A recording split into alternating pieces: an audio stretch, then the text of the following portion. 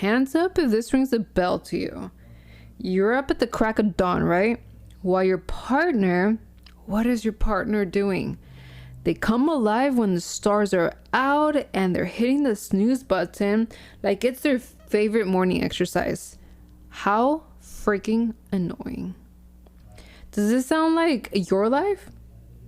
Let's talk about it, literally, because it happens to me anytime I meet somebody new. What it's like when early birds and night owls share a nest. We're talking about late night chats versus early morning pep talks. Everybody's different. And how to make it work without annoying each other. Number 1, understanding. Now, the first step is respecting and understanding each other's sleep patterns. It's really not about changing who they are and forcing your partner to adapt to a different schedule, but mostly understanding that everyone has a different preference when it comes to sleep, when it comes to waking up early in the morning, and these are not because of you. Now, communication would be the second tip. You guys are going to notice me mentioning communication literally in almost every video, because if you want to down it down to kindergarten words, it's how information is passed from one person to the next. So nobody can read your mind, even though some of us women, and I'm talking from a girl's perspective, most specifically from my perspective in my head, most of us think that other people can read our minds, and surprise, nobody can. So communication is number 1. Discuss how your different sleep schedules affect each other, and most importantly, as long as you detour into a common ground and find a solution, keyword solution, you guys will be fine. So for example, you can just sit down over dinner and say, hey baby, hey sexy body, hey, I'm such a bad flirt. Hey, we're not awake on the same hours. Maybe we can try finding some middle ground. And I'm super sure that literally they're thinking the same thing. But if they're thinking the same thing, that means that they lack communication as well. They're not telling you in advance that they're feeling this way. So by you telling them now opens, like, you're feeling this way, they're feeling this way. So now you guys are able to communicate and allow this responsiveness of the connection, the communication to go by. Number 3 definitely would be compromise. You guys need to find a middle ground that works for the both of you. Maybe the early bird can stay up a little later on the weekends.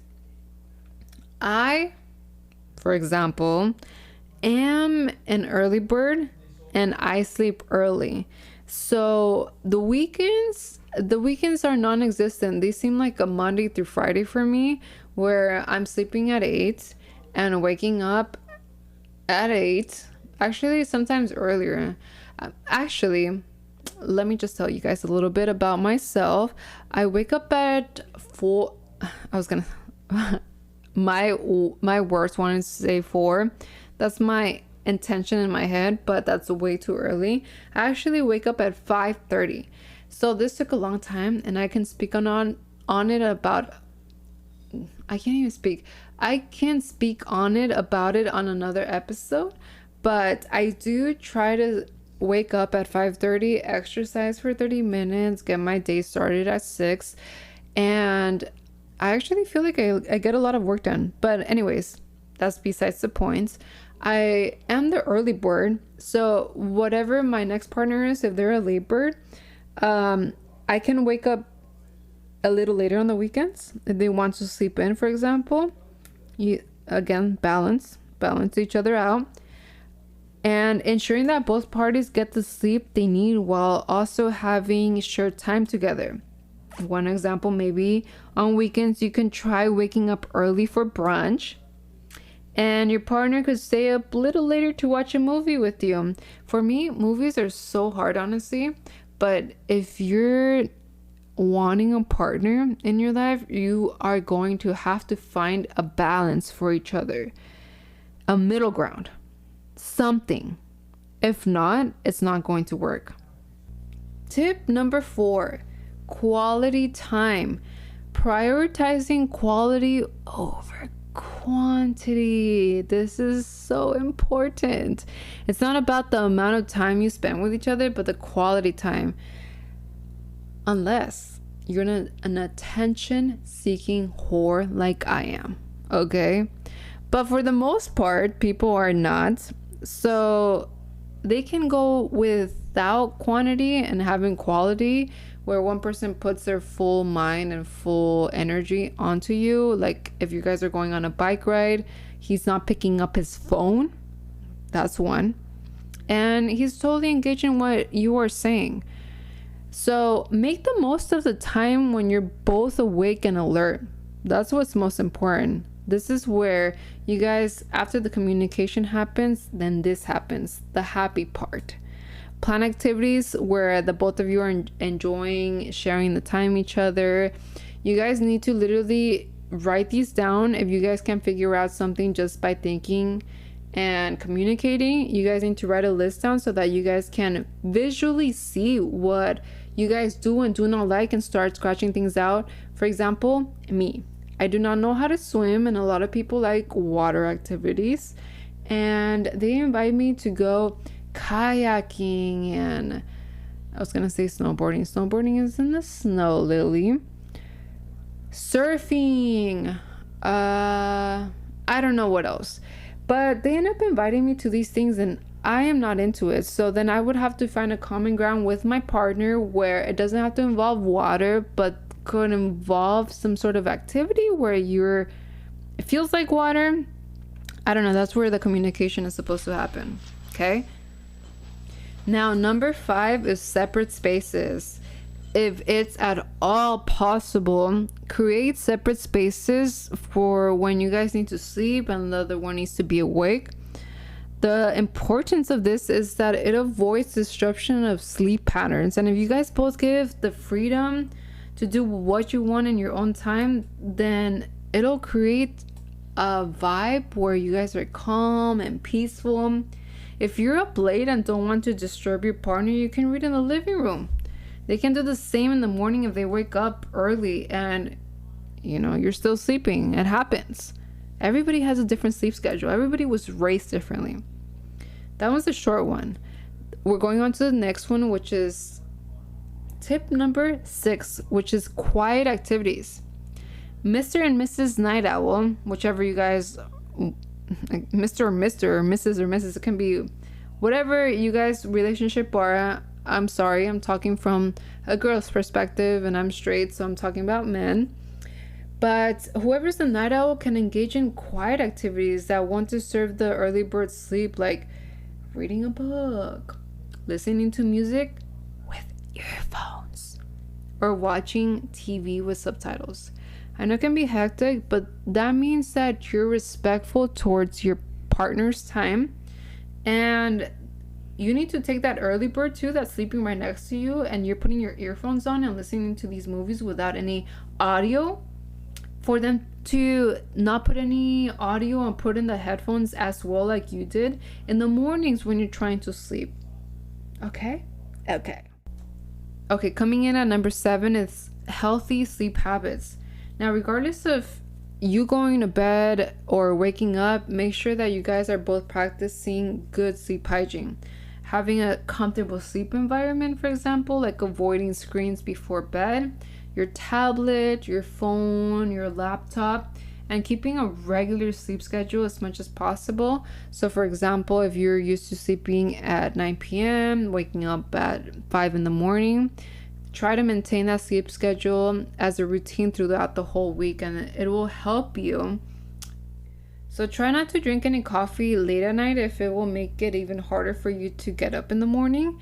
And maybe your partner could avoid checking their phone first thing in the morning when they wake up. But, we're all culprit to that. It's out of boredom. Our attention span is literally 5 seconds. So the phone brings us that entertainment. 8, shared rituals. Now, establish shared rituals that bring your schedules together.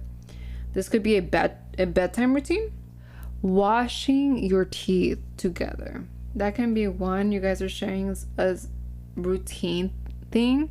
Maybe you won't, as a woman, share what goes on behind doing a mask. I'm not comfortable with that, but if you are, by all means, go for it.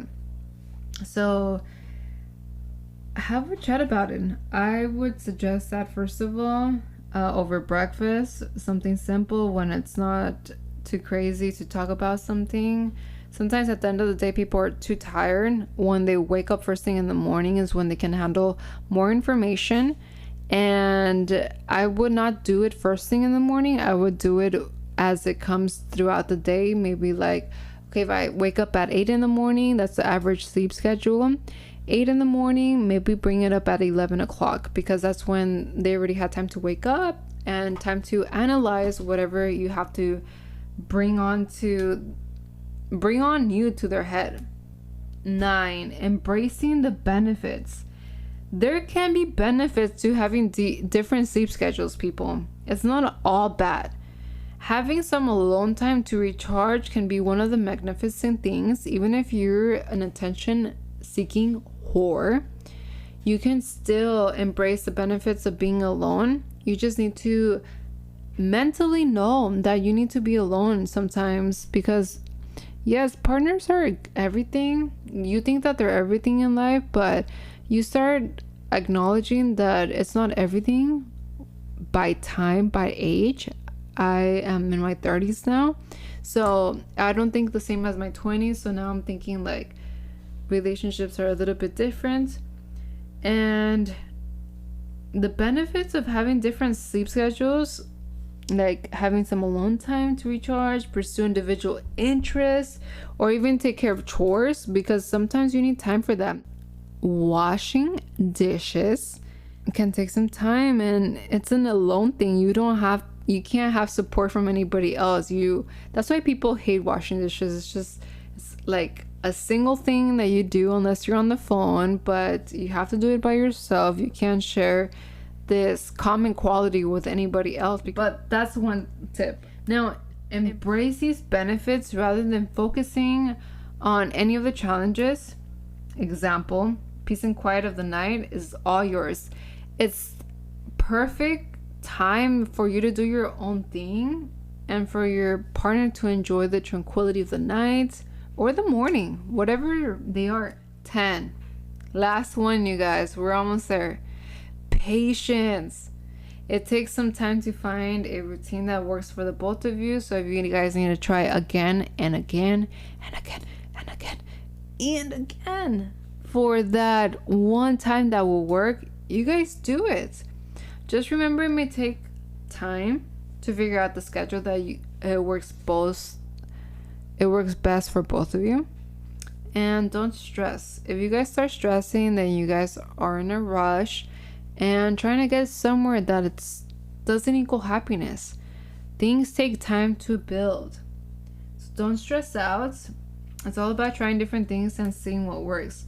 Now, once you guys have tried this out, I love to hear about it in the comments. Share me your stories, your funny stories, and let's talk about it in the comments, because that's how we can build a community. If you guys have any tips, or if you guys agree on any tips that I said and add your story, please do so. I would love for you guys to share anything that you guys have. Hit the like button, you guys. This will help out tremendously for my channel to keep on producing this. I do have a full-time job and I'm trying to do this on the part-time job, but I know that, guys, I'm 31 years old and I've been on the dating fields for a very long time, and I'm not gonna say I know how to find a perfect match, but I will tell you the not to do's. So remember to subscribe in the button below. Give it a click to stay in the loop with all our relationship videos. I've got tons more where this came from.